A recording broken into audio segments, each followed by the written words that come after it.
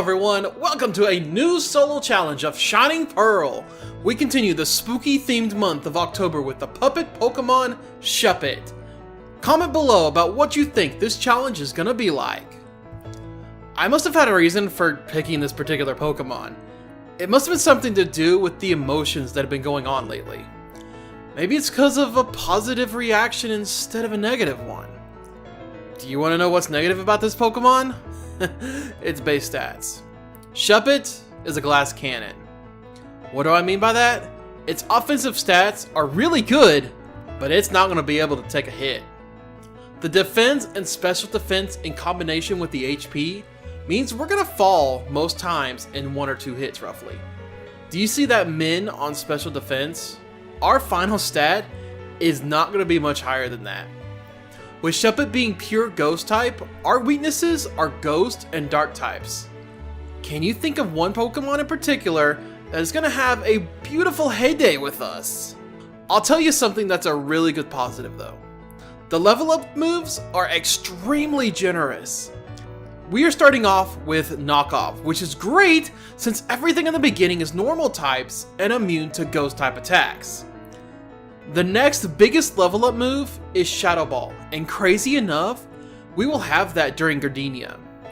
While Shadow Ball is the strongest special ghost attack, Phantom Force is the strongest ghost type physical attack. Though I still prefer to have Shadow Claw over this on these runs. Phantom Force takes 2 turns to use, but it will make you immune on the first turn. It also cannot be protected against. It's not bad, I just prefer my special attacks over physical. The TM list is kinda interesting this time around. We're gonna have Calm Mind right as soon as we get to the Grand Underground. Then it's a swap out between Thunderbolt, Dazzling Gleam, Psychic, Shadow Ball, and Double Team. Yeah, we're gonna be bringing the Double Team strat back. I'll explain why when we get to the final rival fight. That's all there is to know about Shuppet for now. How about supporting it with a thumbs up and hitting that subscribe button? Let's get those strings unraveled and see what Shuppet has for us today. Dare I say, we got the absolute worst nature for Shuppet. Lax nature increases defense while lowering special defense. Most level ups as we go through this run are gonna have 0 in special defense added. Shadal is a very fitting name as it reminds me of the Shadal archetype from Yu-Gi-Oh! If you know, then you know. You might notice that it also has Disable as an attack. Ignore that as it is an egg move that came along with it. We will never use it, and the first moment we're able to, it's going to be replaced with whatever comes up. First rival fight, and you know what's going to happen here. Starly and the starter each have only normal type attacks, so they are not going to do anything to our Shadal. Knockoff does decent damage to them, and it's only a few turns before it's a knockout. Our rival this time is named Kaz. He will take along Chimchar as his starter Pokemon, and we're going to see just what it will do to us in the future. The theme for this challenge is no confidence. What do I mean by that? Let's take our fight with Rorik for instance. I went in at level 16, and I thought we were going to be destroyed. Turns out, I was extremely wrong. This will happen a lot, and even at times, you might see me reset when I think hope is lost, and events happen that change that outcome. To this fight at hand though, we will have Will-O-Wisp that burns the opposing Pokemon and deals chip damage each turn. Our Nightshade will deal 16 damage no matter what to it, so after a couple turns, it will get knocked out. Same strategy on Onix, burn to get that chip damage in, and then release the Nightshades in order to take it down. Rock Throw didn't deal too much damage, which actually really surprised me. Finally, it's Cranidos' turn. We missed the first Will-O-Wisp, and Cranidos just leers. Cranidos then leers again while we burn it. It leered a 3rd time, where Nightshades start coming in. Finally, it leered a 4th time, and a 2nd Nightshade to bring it to the red. Now Rorik will start using his potions to heal up for 2 turns while we keep bringing it down to red. Eventually, a Shadow Sneak will do it for the Rock Dino for the Coal Badge. The The first Mars fight is Among Us. This fight has a couple of challenging pieces to it, but overall, it went pretty well considering what we have. Zubat is a 2-shot to knock off. It missed the only chance it had to move with its Supersonic. This is great since being confused is definitely not one of my strong points. Pure Ugly is next up, and my idea is to burn it to reduce as much damage being dealt out as possible. Thief still does a decent amount even with its attack being hindered, but our knockoff sends the cat into the red from a critical and removes the berry it was going to eat. Like clockwork, the Quick Claw pops off for us and Shadal hits that last knockoff to take down the Pure Ugly. With Mars being taken down, we take our adventure to Eterna City and turn our attention towards Gardinia. With access to the Grand Underground, we go straight for that Calm Mind TM and teach it immediately. While our special defense is crap, Calm Mind should help out when needed.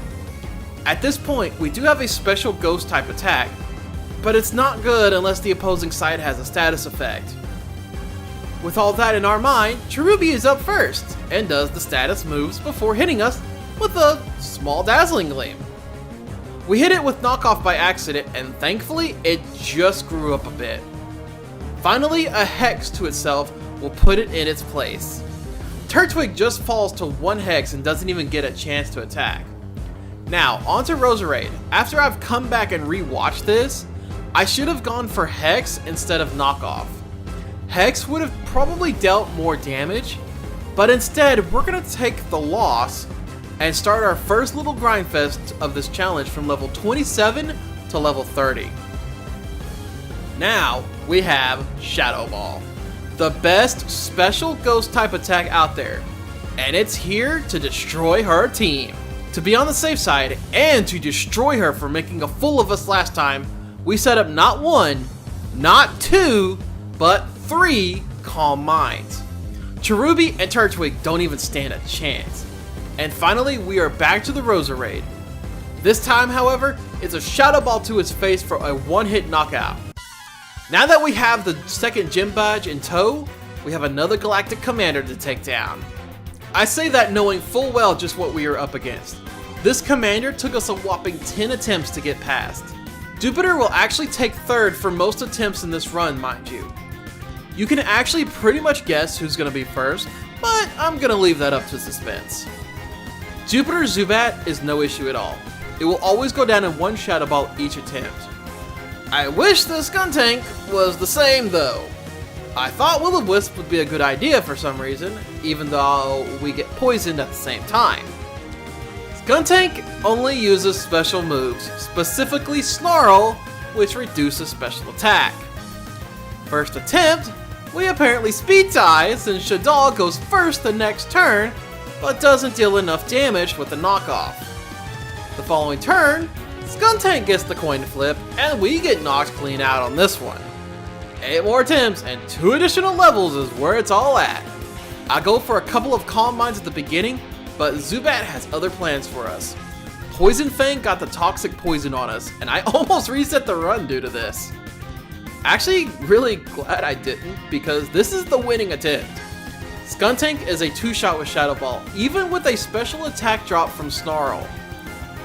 With those 2 additional levels, Shadal gained the speed advantage and wins just due to that. The journey from Eterna to Hearthome to Veilstone is still not that exciting. The only hindrance in the little adventure is our rival Kaz making his second appearance. Problem is, just like all the normal second rival fights, we're gonna have pretty much a fairly easy time here as well. Knockoff on Starly will take it down in 1 hit. Weasel shakes that tail at us, but we'll get a Shadow Ball right back to its face to get knocked out. Roselia is just not faster than Shadal and takes that L with the Shadow Ball to its petals. Finally, it's Monferno, who I thought had a Dark type move. Instead, it leered at Shadal, but will take a Shadow Ball right to its face for a knockout.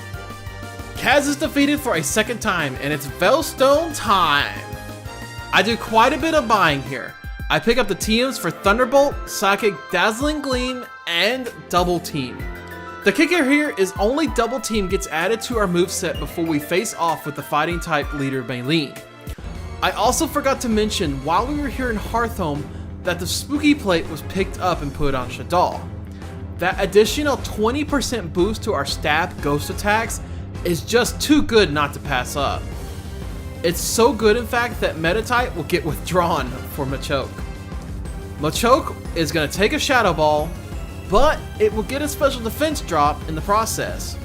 Maylene restores with Hyper Potions, but with a special defense drop, Shadow Ball will take it down in one hit. Meditite pops back in for another round, but quickly gets dispatched by another Shadow Ball. Lucario is such a legend, but also weak at the same time. Metal Claw is the only attack that can actually hurt us, but it does just about a third of our HP. The Shadow Ball right back to Lucario deals about 3/4 of its HP. I'm pretty sure you know where this is gonna go. After getting another Metal Claw and ripping up our sheet just a bit more, the Shadow Ball comes in to finish off the job. With our third badge in tow, it's not that long of a journey to see the fourth later Crasher Wake. This is always when I pick up Defog just so I don't forget about it coming up soon. I do also want to point out that I actually really like Wake's gym puzzle. With the increasing and decreasing of the water amounts, it just feels more like a water park ride at times. I'm saying all this to just let you ignore the fact that we had to have a whopping 7 freaking attempts on this leader. And the winning attempt was all down to luck. Gyarados knows Crunch, which does major damage to us. We can one-shot it with Thunderbolt, but it will always outspeed Shaddoll. Quagsire isn't much either. He just seems to be a rain dance setter and goes down with a couple of Shadow Balls. Floatzel will deal the remaining damage in either Brine or the super effective Crunch. Floatzel is also extremely fast and will just take Shaddoll down. After a small grind from 43 to 46, it's pretty much the same, except that Shaddoll remains at 1 HP due to friendship, and thanks to that, it's a win in the books for the 4th gym badge. The third rival fight is essentially the same as before. Starly hates electricity and goes down to a Thunderbolt. Crazy enough, Shaddoll was actually faster than Buizel this time. It gets a Thunderbolt and is knocked out from being electrified. Roselia is the same, slower and gets knocked out with a single Shadow Ball. Finally, we have Monferno, who leers at Shaddoll once again, and for that transgression, it gets a Shadow Ball to its face. Heading towards Fantina, we got to pick up that TM for Shadow Ball. Even though we've already learned it via level up, it's still going to be useful in case we need to swap off an attack with it. Even with a couple of galactic grunt fights getting in our way, our journey will take us to Fantina of Hearthome City. Let's be honest with ourselves here. Driplim using String Sap is completely useless against us since we are only using special attacks. A single Shadow Ball is going to take it down, and up next is Gengar. It will use the Confuse Ray move, and sadly, it works a little too well. Next turn is Dazzling Gleam. Why? I don't know. It should have a Ghost type attack, which would have taken us down completely. I mean, we're not going to worry about it now since it does go down to a Shadow Ball from us. Mismagius is the final one, and it immediately vanishes. This will automatically make our attack miss, and it's going to strike with a deadly Phantom Force. But Shaddoll is going to hold on with a single HP to fire off a Shadow Ball to take down Mismagius. Our 5th gym badge has been secured. Ah yes, the 4th rival fight with Kaz. This time was a 3-attempt event, which all actually came down to damage rolls.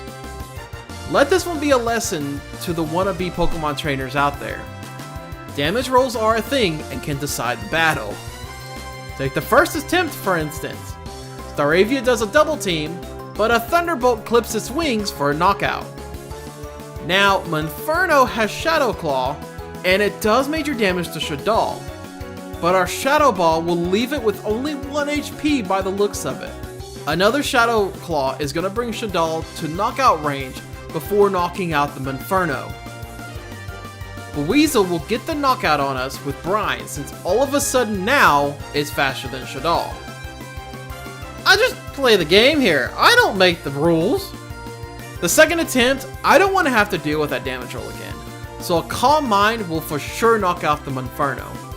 Staravia still will do double teams, but Shaddoll gets the lucky hit in to knock it down. Now Monferno is a one-shot with Shadow Ball. This is good news, since it only hit once for about 50 damage. Weasel will pop in next to whip out that tail around before being knocked out by the same attack. Heracross is fourth this time and leered for good measure before being knocked down with a Shadow Ball. Roselia will not even get a chance to move before being blasted with shadows. It's crazy the difference in outcome between damage rolls is. With Byron on our mind, the steel types are ready to be bent and won against. We will take 2 turns to set up a double case of Calm Mind. In the meantime, Bronzor does the Trick Room shenanigans, and will also pelt Shaddoll with a Flash Cannon. It still goes down in one attack from a Shadow Ball. Steelix is up next and sets up Sandstorm as the only move it will do.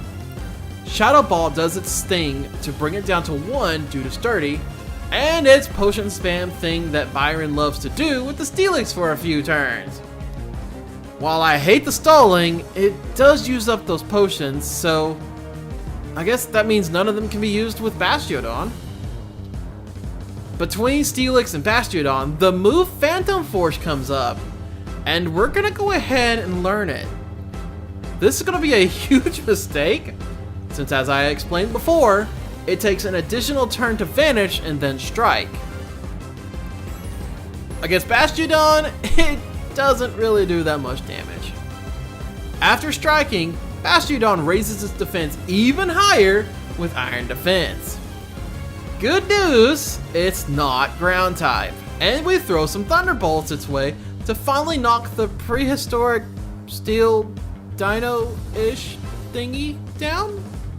Now that we have the 6th gym badge, you know where we are in the challenge run. It's the Saturn fight followed by Mars. Saturn was not much of a threat this time around, but Mars does pose some fun times ahead. Before we get too far ahead of ourselves though, let's talk about the join button here on YouTube. For monthly fees similar to that of Twitch's monthly fees, you get access to loyalty badges and emotes specific to this channel. As more and more of you hit the join button, additional emote rewards will be unlocked. These are but a taste of the rewards you're going to receive. If you're interested, click that join button or link in the description and card above for more details. We head into Candice now with the head held high. For the most part, this challenge has been going really well, and I'm not about to jinx it yet. Starting off here with a double dose of Calm Mind while we are shoveled with those avalanches from Snover. It's not enough to really worry about. We have Shadow Ball back on, and it's going strong style on this. Snover gets knocked out, and next is Sneasel. We have also changed out Thunderbolt for Dazzling Gleam since we need that fairy type attack for dark types and dragons. Sneasel hones the claws, and it's dazzled enough to be knocked out. Manicham hits an Ice Punch, which surprisingly doesn't really deal that much damage, and gets a nice Shadow Ball right to its face for a knockout. Abomasnow is a one-shot with Shadow Ball, and the ice on this 7th gym badge has been obtained. Shaddoll laughs in the face of certain danger, especially when it involves Cyrus, the boss of Team Galactic. To this day, I will never know why he chooses Taunt on Murkrow as the first move instead of attacking. Oh well, a little Dazzling Gleam will take care of it. Golbat is still not very accurate either. The only move it does is Screech to attempt to lower Shaddoll's defense, but instead can't speak and fails. It takes a double dose of Shadow Ball, and we get a Quick Claw usage on the 2nd turn to just take it out. Sneasel is a lot weaker than I actually remember it being. I'm saying this now after doing all of these solo runs of this game, and it just feels so weird to me. Meadow Claws will barely do anything to Shaddoll, and a couple of dazzling gleams will get it down for the win. The second Saturn fight decided to have Saturn not be a smart cookie at all. Wanna know why? Kadabra sets up Reflect to increase physical defense. It gets destroyed by a special attack of Shadow Ball. Next up is Toxicroak, who is slower than Shadal. Crazy, right? The one chance it gets, it just uses Toxic to poison, and then gets promptly destroyed. Bronzor doesn't even stand a chance either. A Shadow Ball is gonna do it in as well. It was just not Saturn's day today. We are on the way to Spear Pillar and the longest, if we don't count the Pokemon League, sequence of events in the game. With all of the cutscenes and fight sequences, typically it's about a 30-minute time sink to do. That's also assuming no additional attempts on either part of the commanders or boss fights. All of this to say that the double grunt fight actually got a little too close for comfort. Today is Turtwig's time to shine and see if he can join the ranks of Weasel to survive this fight.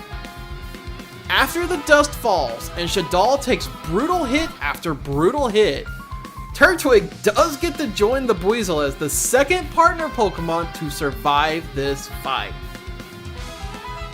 From the fun to the brutal, Mars and Jupiter was a 2-attempt fight, with Cyrus only taking up 1. The one loss was just due to being ganged up on by the opposing Pokemon and succumbing to super effective after super effective hit. Second attempt is so much better. While Shadal is still getting ganged up on by the Bronzors, we're gonna go ahead and set up a double Calm Mind. Munchlax will get some additional damage in, but we're not gonna be relying on Kaz's Pokemon this time around. In fact, we are going to take down each one that comes out as fast as possible, especially when Golbat comes out. Don't want that haze negating our stat increases. After the first Bronzor goes down, Skuntank is next up. Dazzling Gleam is our best option since it's neutral, but it deals just over half damage. Now the other Bronzor is down, and that brings out Purugly. Purugly is faster and will just dig. Since Skuntank used the berry, it can use Belch this turn, but not on us! Dazzling Gleam will take care of the Skuntank, and Purugly will still be hanging on. Golbat goes down super quick to avoid the haze, and then it's just a 1v2 fight from this point on. Only a matter of time before the win is ours, and we can take on the boss, Cyrus, for the last time. I still don't like that you cannot save between these fights. I mean, you get fully healed by your rival, just not what I want. Turn 1, we find out that Shadal is faster than Honchkrow. The perfect chance to take it down easily with a Calm Mind. All it does is defog to reduce our evasion, which is kind of why I quit using the double team strat. But it's going to be making a return in this challenge since it's extremely needed. Honchkrow goes down to a Dazzling Gleam. Shadal is also faster than Gyarados, which is actually needed since it uses Crunch on us for massive damage. A double dose of Shadow Ball will take it down. Next up is Weavile, who flung its berry at us. Would have been a better strategy if it was actually holding a better item. A Dazzling Gleam puts it in its place, and now it's Crobat's turn. Crobat did about 30 HP worth of damage with its Air Cutter, and our Shadow Ball doesn't quite take it out. But we will get a special defense drop on it. Cyrus hits it with a full restore, and because of the special defense drop, it's now a one-shot to the Shadow Ball, and victory will be ours for the taking. I never really talk about the legendary fight since there's not really much to talk about here. I mean, it goes down to 2 Dazzling Gleams. I mean, one day it's gonna be shiny, and the world will explode with goodness. Oh yay, the leader that has my most gripes. You know why if you've ever played this game, or even the previous iteration of it. I always talk about this leader. His gym is not entertaining at all, and it's just a drag getting through it. I'll stop with the destroying of a character and get back to the action at hand. One thing of note, is Volt Switch is actually a special attack. Our nature has a lowered special defense on an already low base special defense. Any guess on what's gonna happen? It's not gonna take long to get destroyed by the switching out. The first one takes us down to about half due to a critical. I'm just trying to get 2 Calm Minds up before anything worse can happen. Ambipom comes in, and on the second Thunderbolt, it paralyzes Shaddoll. Really not what we needed, but not the end of the world yet. Shaddoll is going to take down Ambipom with a critical Dazzling Gleam, and then will break out of the paralysis. Raichu will put Shaddoll at 1 HP from Friendship, and now it's a race to see if we can get the Quick Claw to work for the win. Octillery is a one-shot to Shadow Ball, and after this time, the Quick Claw hits off to let us knock out the Raichu. Luxray is his final Pokemon, and it misses the crunch, which was needed in order for it to be one-shot with the Shadow Ball. Not too bad for our Meltan looking final gym badge, but now it's time for the hardest fights in the game. I'm not joking, even by a mile.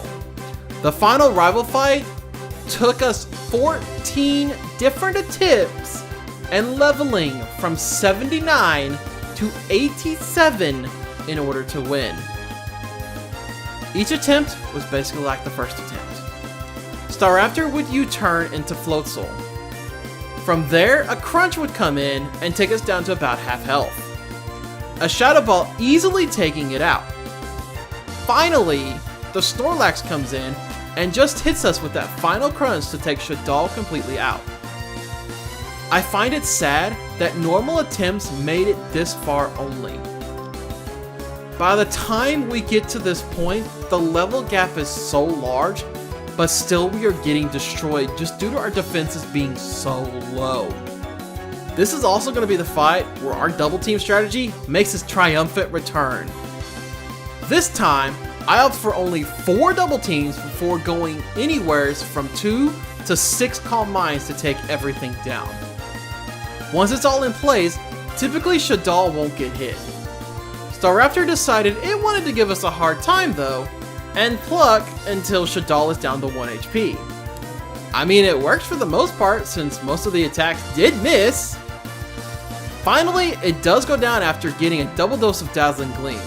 Now, it's the guessing game of will Shaddoll be hit at all? And that actually rhymed. Floatzel misses the Brine and goes down in 1 attack. Snorlax, on the other hand, took 3 turns to get down with each of its attacks missing. Next up is Infernape, which misses the Shadow Claw to go down to a Shadow Ball. 5th, we have Heracross, which attempted to Thief, but missed as well. A Dazzling Gleam will do it in. Finally, it's Roserade, which for the final time misses the Giga Drain to fall to a Shadow Ball. Now that Kaz has been defeated for the final time, it's Elite Four time. Aaron was only 2 attempts with our strategy. Crazy enough, Dustox only deals about 28 damage with the Bug Buzz, and as we use Calm Minds, it will decrease it even further. Of course, I'd rather just use Double Team and be completely safe. I know this is a cheap strategy, but when our defenses are so low to the point that anything can and possibly will one-shot Shaddoll, I would rather go for the safer strategy and win the fights than to suffer loss after loss. Eventually, it will get a Toxic off to try and hinder Shaddoll, and we'll eventually get our HP down to about half with it, but it won't do any good since it does get expelled, and the next turn, it's going to get knocked out. Beautifly will be the second Pokemon and attempts the Quiver Dance to raise its stats up. But sadly, those stats do not matter at all since the Shadow Ball will squash the bug. Wouldn't you believe that Heracross got the hit in with Earthquake, but doesn't deal enough damage to knock us out before Dazzling Gleam will take care of it? Vespiquen gets no chance to act and falls in 1 hit. Finally, the Drapion attempts to use X-Scissor, but misses and gets a nice Shadow Ball to its face for a knockout. Now that Aaron is out of the way, let's see how Bertha is going to treat us on this run. Bertha is a little like Aaron, but not as much damage back to Shaddoll. Shaddoll will only take one hit during this entire fight, which is the first Earthquake from Quagsire. I'm going to really speed up the double team and Calm Mind shenanigans, that way we can get to the meat and potatoes of each fight. Quagsire will go down to a Shadow Ball to kick off the big festivities. Second up is Sudowoodo, and it will not get a chance to move before being pelted in the face with a Shadow Ball. Third up is Wishcatch, which is actually slower than Shaddoll this time. That slowness will cause its downfall since it doesn't get an attack in and is knocked out by a Shadow Ball. Fourth is Golem. Golem still has its sturdy ability, but the fun part about this is that its Earthquake misses and the potion spamming from Bertha begins. Eventually we outpace the spamming and it will go down. Finally is Hippowdon, which will not even get a chance to move, and will go down to a Shadow Ball. Flint does what Flint does. Actually gave me a run for the money. Rapidash tries the hardest it can to take down Shaddoll while we are setting up all of the fun stuff, but it just can't do it. Eventually, after all of the shenanigans, it will go down to a Shadow Ball. Steelix is next up and won't get a move in before being knocked out from a Shadow Ball. I thought my special defense was bad. Well, I think Steelix's is actually kind of worse. Lopunny is third up, and while it misses the first attack, it's going to connect with the second one. Even with our maxed out special attack at this point, Dazzling Gleam is a 2-shot to the buns. Drifblim tried so hard, but missed the Will-O-Wisp to get knocked out by a Shadow Ball. Finally, we have Infernape. Unfortunately, it does connect with its Fire Punch to knock out Shaddoll. Here's the thing, everything on the winning attempt is the exact same, except the miss from Infernape. Once he misses, it's game over for them since Flint, as long as he still retains a full restore, will use it on Infernape. Without the Focus Sash, it's knocked out in one hit. I'm going to get Lucian the best I can with max Calm Minds and double teams. Once again, we are only going to take a single hit during this entire fight.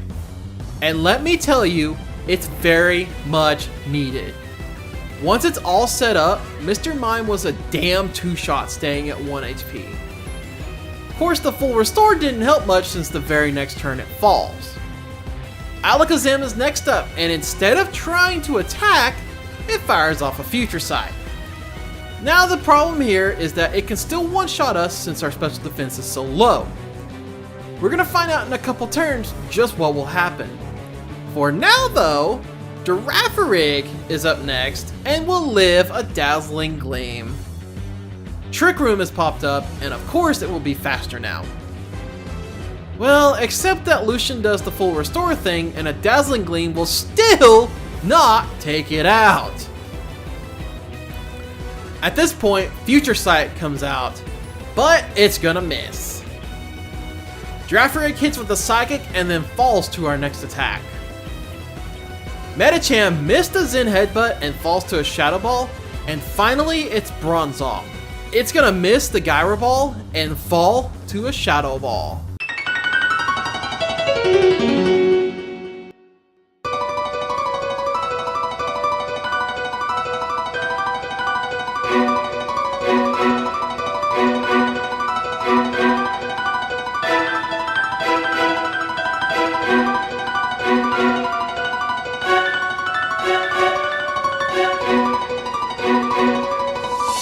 I decided to let the song play out this time.